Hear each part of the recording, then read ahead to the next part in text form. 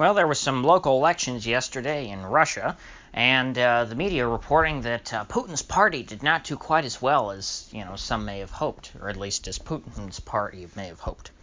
And so I decided to look into the results to see, well, was there some major pushback? Did he lose a bunch of seats? Did he, lose? Did some opposition parties take the majority in some local parliaments, or whatever they call them, assemblies? I'm not sure what the Russian word is, because I believe they used to call it actually the Duma, which, well, actually, that's what the modern Russian parliament is called. Okay, so they're probably called local Dumas or something like that, whatever. And it turns out it really wasn't that bad of an election for Putin's party. I mean, considering that, United Russia, which is his party, is a hegemonic, big tent sort of thing.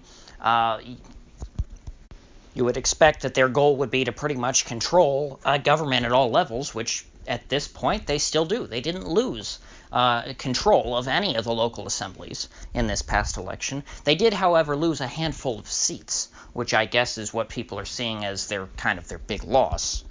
And to be fair to the American media in this case, the headlines that I saw, even though they sounded worse than what I ended up finding, they were not inaccurate, because the exact headline was Putin's party loses a third of its seats in Moscow Assembly.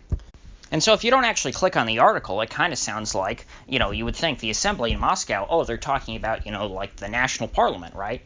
No, they were talking about the local government assembly, which, losing a third of their seats in that, well, how many seats did they have to begin with? That's another big question. Did they have only 51% majority before? Because, assuming that they had control of that assembly, and now they've lost a bit, and now now they're down in the dumps, and they lost a third of their support, so they've only got maybe 30-some% of the seats in the assembly? No, they had who knows how many. I didn't look up the exact number, but they had a huge supermajority before, so much so that losing a third of their seats in that assembly did not cost them the majority. So Putin's party still controls it. I would assume that he controls just about every local assembly in Russia.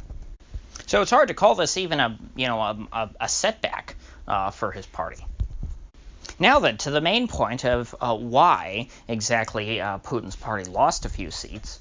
Apparently, it has something to do, one could surmise, with these protests that were going on in Moscow for the past few weeks. Apparently, I've been seeing a few reports about this, that folks were a bit upset in Moscow, but then again, it's that's kind of a common thing when it comes to urban centers. There's always people protesting, typically in a lively city. But this was apparently a pretty big protest. They said it was, in terms of numbers, the biggest in nearly a decade. But again, I'm always skeptical when it comes to media reporting crowd sizes, because first of all, how many original sources do we have on that? Because if you think about who would be on the ground reporting, you probably have a handful of Western reporters who are going to be probably inclined to overestimate the number of protesters that are there, and then you're going to have a bunch of Russian media who are there who are going to be inclined to underestimate the number of protesters there. So I'm not necessarily going to say with certainty that I believe that these were the biggest protests in a decade, because I just don't know. So the protests, however, were related to the election, and that's why it seems pretty clear that they had an impact on the election. And that was because apparently there were a bunch of people who were trying to get on the ballot, and ballot access is always a tricky thing. That's something that we here in America are very familiar with. With the entrenched politicians have a great incentive to keep good challengers off of the ballot because they're afraid of losing, so they want to kind of have weak people propped up there. And the protesters accused the government in Moscow, which is run by Putin and his people, of trying to essentially not give ballot access to certain candidates that they were most afraid of. And so in the eyes of the protesters, the most competent opposition candidates were not allowed to participate in the election. But if the intention of keeping these certain candidates off the ballot was to sort of suppress the enthusiasm of people who support opposition candidates, that part seems to have backfired because, as I said, the opposition did make gains in this election, however small they were. So it would seem that the government, by maybe not making it a little difficult for people to get on the ballot, martyred a few individuals and galvanized their supporters to turn out for the remaining candidates who were allowed to participate.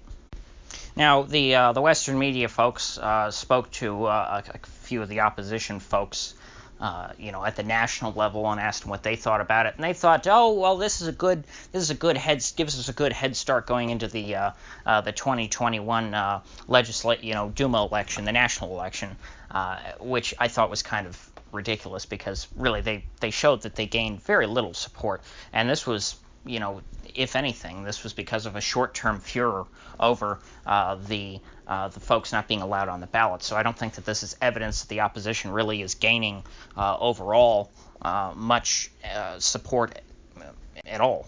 It would seem to me that Putin has built a pretty firm party machine, and he'll have a tight grip on his country in perpetuity. This election really did not show any signs that is letting up. So when the elections do roll around in 2021, I doubt that I will be saying anything too surprising, because party machines, once they've been put solidly in place, are very difficult to dislodge. An effective political party really does graft itself onto the structures of the government and become a part of the government itself. So much so that at this point, I think it's very difficult to separate, Putin's party from the Russian state, as these local elections really have proven. So if you gained anything of value out of this video, I'd appreciate you clicking that like button and sharing this video. And if you haven't already, please do subscribe, because I do upload every day, and I'd hate to have you miss one. So I'll see you folks back here tomorrow.